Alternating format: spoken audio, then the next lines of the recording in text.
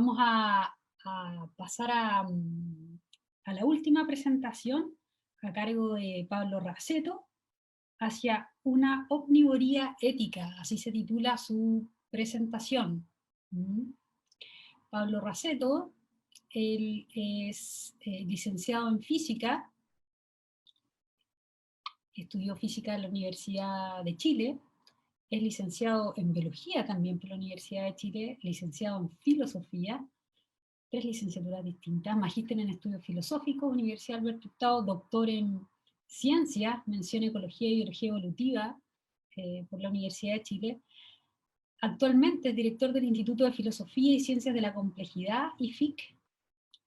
Sus líneas de investigación de interés son la biología teórica, la genética evolutiva, teoría evolutiva, modelamiento matemático computacional, estudios de sistemas complejos sociales, filosofía ¿ya? De la ciencia en general, filosofía de la biología, filosofía de la física, filosofía de las ciencias de la complejidad, filosofía moral, biología humana, biología animal y ambiental, divulgación y educación de la ciencia. Esas son sus líneas de interés. Entonces, si está ahí, ¿no es cierto? Bienvenido, Pablo. Hola, perdón, se me cayó el Zoom justo. Sí, pasan esas cosas. Ya te presenté, Pablo, así que ahora Perfecto. te damos la bienvenida para que puedas hacer tu presentación sobre hacia una omnivoría ética. Te damos la palabra. Súper. ¿Se ve la pantalla? Se ve súper bien. Ya, súper. Oye, nada, muchas gracias por la invitación. Me salió medio larga la presentación, así que parto nomás. Voy a tratar de defender en el fondo esta idea, el tema de la omnivoría ética, y para que se entienda un poco, esto es un trabajo en desarrollo, así que adelanto mi agradecimiento a la retroalimentación. Pero quiero plantear un poquito el contexto personal también como para que se entienda el objetivo de la charla, de lo que quiero hablar hoy día. Primero es que tengo un interés académico particularmente fuerte por temas por problemas complejos de alta importancia, como lo es, creo yo, la alimentación ética. Y eso es un tema más teórico, ya me gusta la ética ambiental, la ética animal.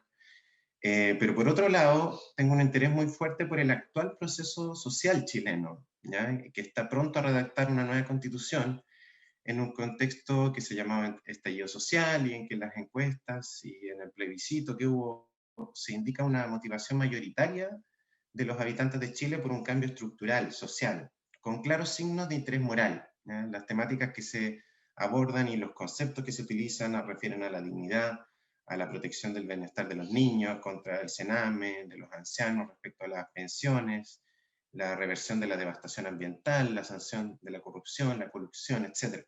Es decir, hay un fuerte motor, una fuerza social con carácter moral y con una posibilidad práctica de hacer cambios. Entonces, quiero pasar de algo súper teórico a algo súper práctico.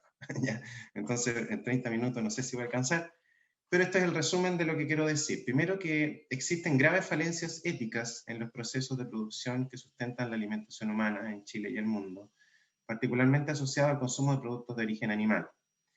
Segundo, el veganismo ético, ¿ya? Se ha planteado como una norma social o la norma social cuyo fomento minimizaría el impacto éticamente negativo de la alimentación humana. Y en base a lo mismo, a lo anterior, se ha planteado la posibilidad de normar coercitivamente la alimentación humana, debiendo, por ejemplo, prohibirse el consumo de carne o de alimentos de origen animal. La tesis que quiero defender es que, en contraste a lo anterior, quiero defender que la omnivoría ética es una norma social cuyo fomento sí minimizaría el impacto éticamente negativo de la alimentación humana en mayor medida que el veganismo ético. Y critico un poquito el veganismo ético como contraposición a la omnivoría ética, porque pareciera, creo yo, tener una debilidad de ser una tesis defendida de forma más bien monodimensional, que no considera la complejidad del problema de la alimentación ética, incluyendo fenómenos no directamente morales, que son, sin embargo, éticamente relevantes.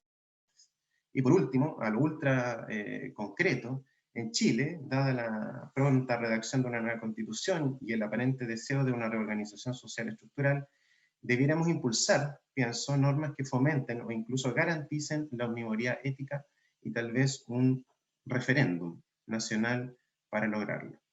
Entonces quiero partir de temas súper general a algo súper concreto.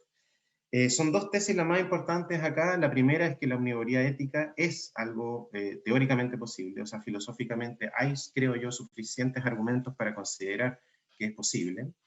Y segundo, considerando la complejidad del problema de la alimentación ética, las normas prácticas que se desprenden de la omnivoría ética son moralmente más deseables que las normas prácticas del veganismo ético.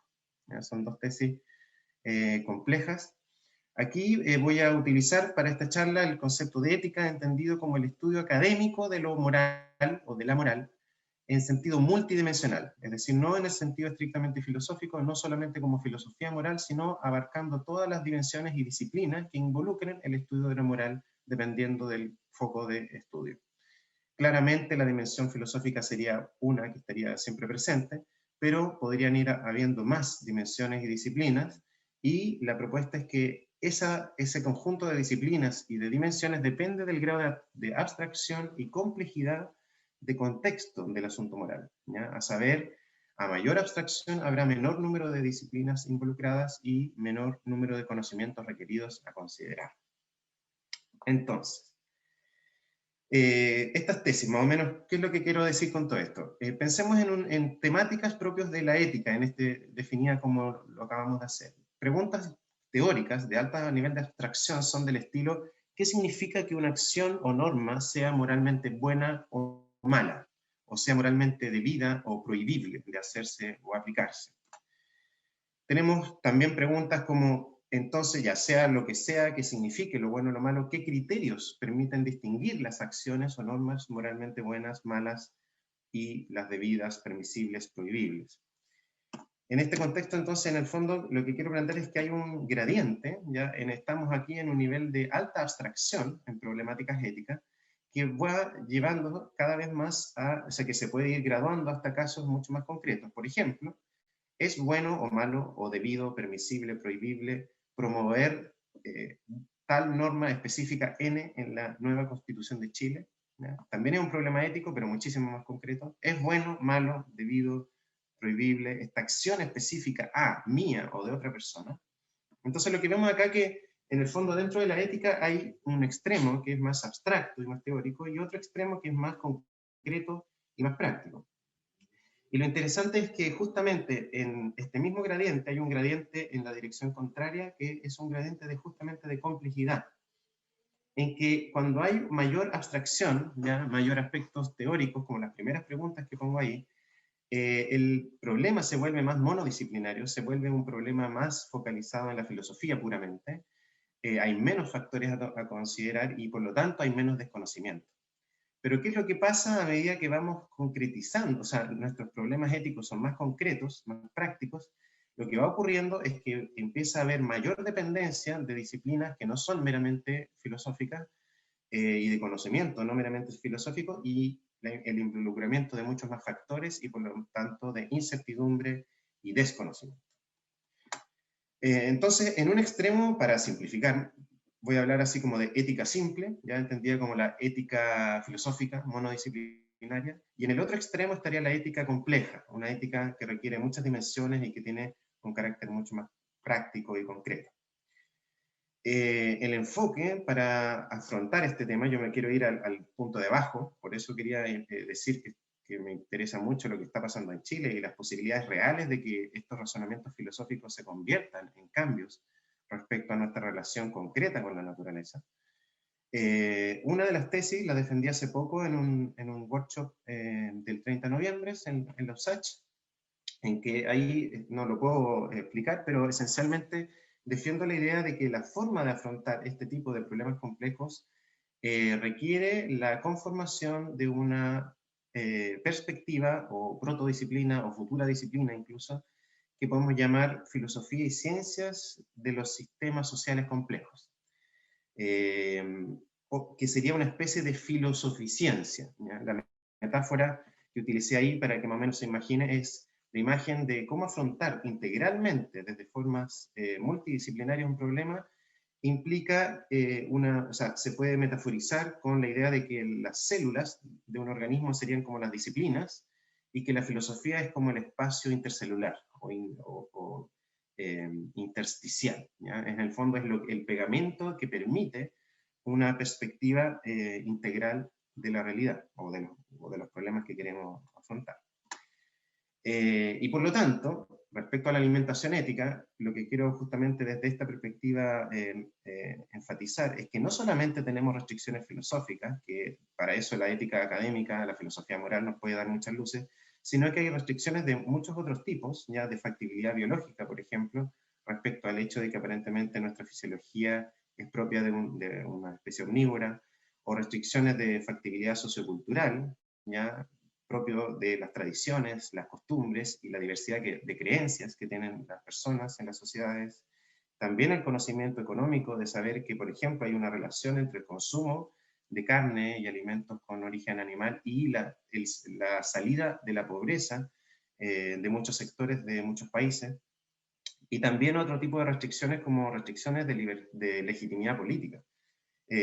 La filosofía política y las ciencias políticas tienen valores como la democracia, la autonomía individual y otros fenómenos, ya que no es tan simple decir, por ejemplo, cuando hay desnutrición en un país, ya Argentina tiene un 13% de desnutrición, salió hace poco, de niños, ¿ya? Uno no puede decir, ah, mira, entonces vamos a hacer un cierto cambio en la normativa de la alimentación. Y también tiene que ver con estrategias políticas distintas, y en particular la política de la persuasión, que es una de las que yo defiendo harto. Y en ese contexto, entonces, segundo punto, ya primer punto, tenemos que tener un abordaje complejo, ya filosófico-científico, y en segundo lugar, dentro de ese desarrollo, yo en un artículo publicado y en una charla que menciono ahí para los interesados, defiendo justamente que la ética tiene que tomar ciertas estrategias argumentativas y deliberativas en los casos de alta complejidad o en los casos en que los problemas éticos tienen alto grado de incertidumbre, ¿ya? A eso le llamé un poco la ética del desconocimiento, es decir, cómo podemos actuar éticamente cuando las variables morales, fácticas y ontológicas no están totalmente claras, cuando el problema es multidimensional. Y la conclusión que defiendo ahí es que en esos casos, es decir, particularmente en los problemas complejos y por lo tanto nada más ni nada menos que los más concretos y prácticos, es más correcta la ética supererogatoria que la obligatoria, la voy a explicar brevemente, y que se debería buscar más el fomento de una ética de la persuasión más que una ética de la coerción. Cosa que tampoco puedo defender acá, pero está defendido en este artículo y en las charlas. Para introducir estos conceptos claves de lo supererogatorio y lo obligatorio, voy a hacer un esquema simplificador. Imaginémonos un eje Y, ¿ya? Que podemos llamar un eje axiológico de lo bueno y lo malo, y un eje X, ¿ya? Que podríamos llamarlo un eje deontológico de lo prohibido, lo obligatorio y lo opcional, ¿ya? Justamente esta tercera categoría es muy importante en muchos contextos éticos. Y lo interesante es que estos dos ejes, axiológico y deontológico, no están totalmente correlacionados, pero tienen una relación muy relevante y muy interesante. Podemos ver, fíjense, que lo que es bueno y es obligatorio, y lo que es malo y es prohibido, se puede entender justamente bajo el concepto de deber, ¿ya? Mientras que existen, ¿ya? Según distintas tradiciones éticas, ámbitos en que hay cosas que son buenas, pero no son obligatorias, ¿ya? Por lo tanto se le llaman supererogatorias, no son obligatorias, supererogatorias, y hay cosas malas que no son prohibibles, ¿ya? Algo supererogatorio, por ejemplo, puede ser comportarse como un héroe, ¿cierto? Ser un héroe es algo que podemos considerar moralmente bueno, pero no moralmente obligatorio. O hacerle un favor a alguien, ¿cierto? Darle el puesto en la fila a una persona puede ser algo bueno, pero no obligatorio. Y lo mismo respecto a lo malo. Hay cosas que pueden ser malas, pero no prohibibles, ¿ya? Tal vez el exceso de consumo de cigarrillos, etcétera, cualquier cosa, podría considerarse que es mala dependiendo de la teoría ética, pero no necesariamente prohibible. Entonces cambia mucho. La propuesta en el fondo es, en los casos de alta incertidumbre, es más legítimo la ética supererogatoria, es decir, la ética que trata de persuadir en base a valores, en base a criterios axiológicos, más que coartar en términos de prohibiciones o obligaciones. Entonces, esos son como las dos estrategias de pensamiento, ¿ya? Que de alguna manera animan mi argumento. Voy a poner aquí 4 normas concretas. Estoy pensando en normas que podríamos implementar tal vez en la nueva Constitución, o eventualmente, posterior a eso, si es que se implementara la democracia directa, que es una de las cosas que he estado tratando de defender últimamente. No veamos todavía los nombres en azul. Pensemos en la norma 1 como el desincentivo activo de la producción y consumo de carne. ¿Ya? ¿Qué significa desincentivo activo? Por ejemplo, lo que hace el Estado cuando le da altos impuestos, le carga altos impuestos al consumo, producción y consumo de cigarros y alcohol. Otra normativa, prohibición legal de la producción y consumo de carne. Ya no es un desincentivo, sino que es una prohibición. ¿Cómo qué tipo de cosas? Bueno, como la penalización de las drogas recreativas, ¿cierto? Las drogas recreativas están prohibidas en la actualidad en su producción y su comercialización. Una tercera norma podría ser la prohibición legal de la producción y consumo no ético de carne, ¿ya? Es decir, producción se prohíbe, pero no todo producción de carne, sino los que no cumplen ciertos requisitos, ¿ya? Un ejemplo equivalente sería la penalización del ejercicio ilegal de la medicina. Es decir, no se prohíbe el ejercicio de la medicina, pero se prohíbe su ejercicio si no se cumplen ciertas condiciones. Y por último, una cuarta norma, que sería el incentivo activo de la producción y consumo ético de carne, ¿ya? El equivalente sería, por ejemplo, la liberación de impuestos a educación, o en muchos países la liberación de los impuestos a los libros, etc. O sea, podemos imaginarnos, por ejemplo, quitarle el IVA a los huevos de gallinas libres, ¿ya? Por dar un ejemplo. Pongo aquí carne, pero esencialmente son los alimentos de origen animal. Bien.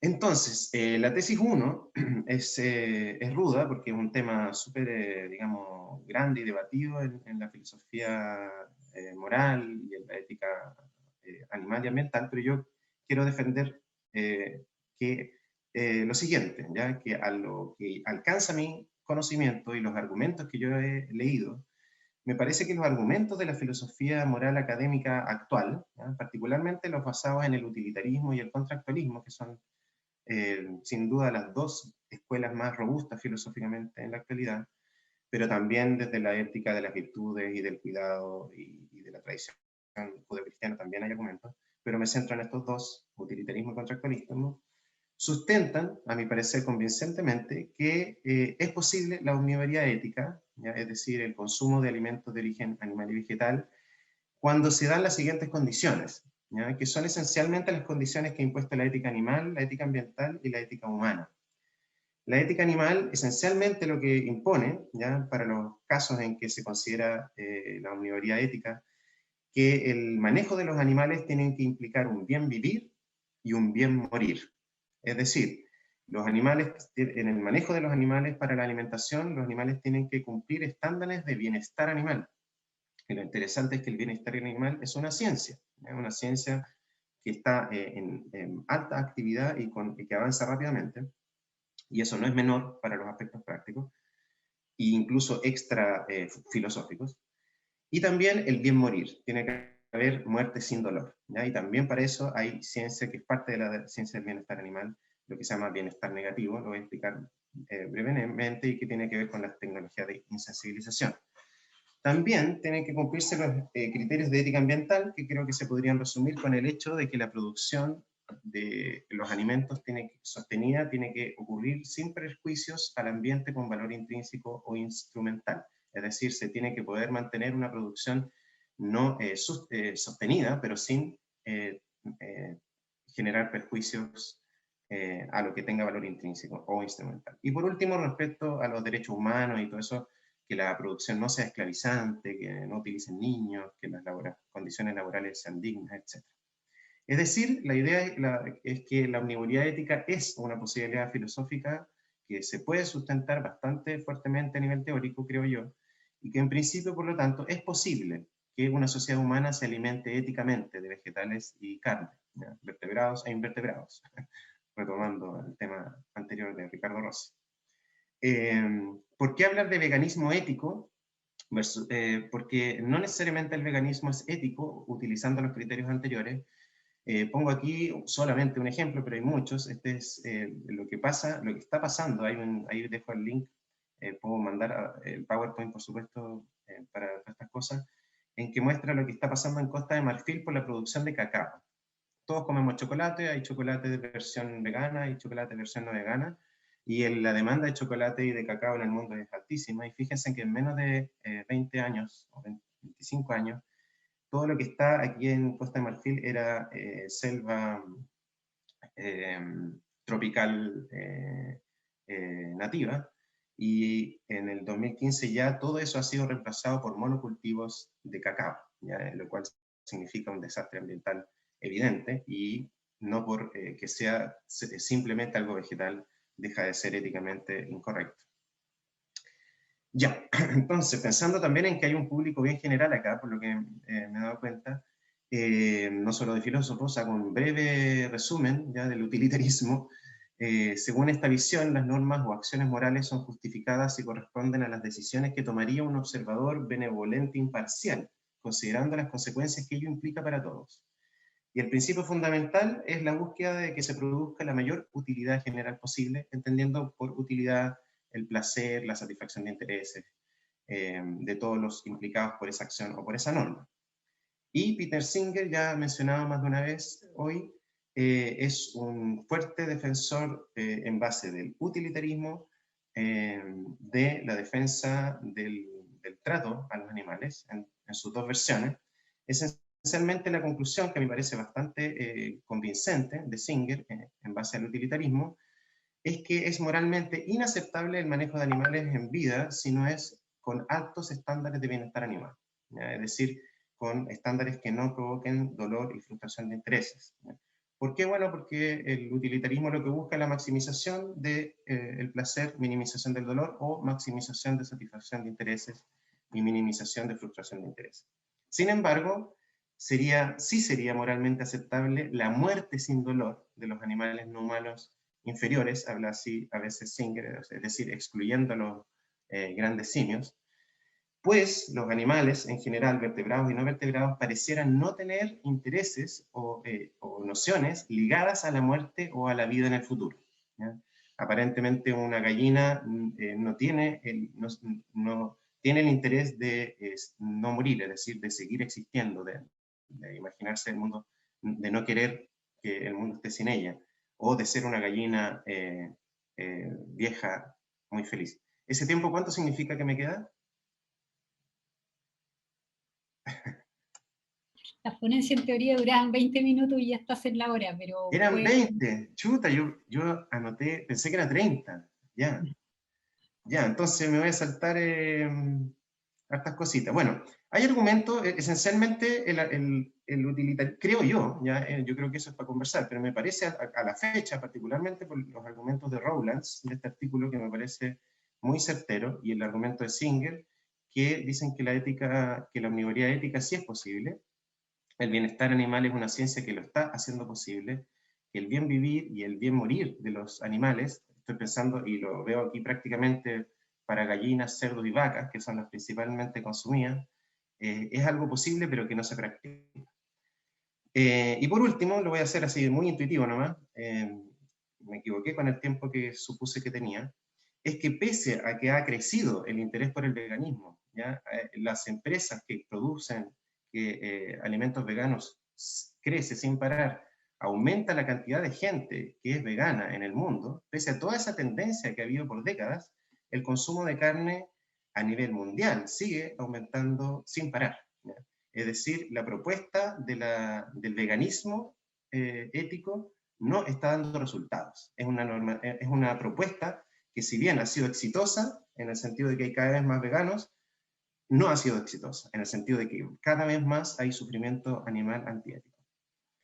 Y bueno, la idea, digamos, la consecuencia de esto es que si consideramos complejamente todos estos factores, ya no solamente el hecho de lo que es éticamente bueno o malo según la filosofía, sino todos estos factores que involucran también la libertad de las personas, la legitimidad política, etcétera, es más deseable, creo yo, el fomento de la omnivoría ética, o incluso la obligación de omnivoría ética, lo cual se puede imponer en base legal, ¿ya? Y una forma, creo yo, que sería más o menos legítima, sería en base a un referéndum, ¿ya? Y justamente una herramienta concreta, en el caso de Chile, para llegar a hacer algo así, que fíjense que no es tan absurdo, digamos, o sea, la posibilidad de que se apliquen de forma estricta los estándares de bienestar animal y ambiental en la producción de alimentos, llevaría aparentemente a una duplicación o triplicación del precio de los productos de la carne, por ejemplo.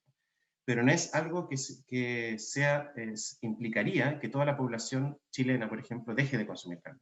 Entonces, por ejemplo, ponerse en un referéndum es algo mucho más viable y efectivo para proteger a los animales del sufrimiento que el veganismo. Eso, súper resumen. Ahí dejo las conclusiones por si queda algún segundito que lo lean.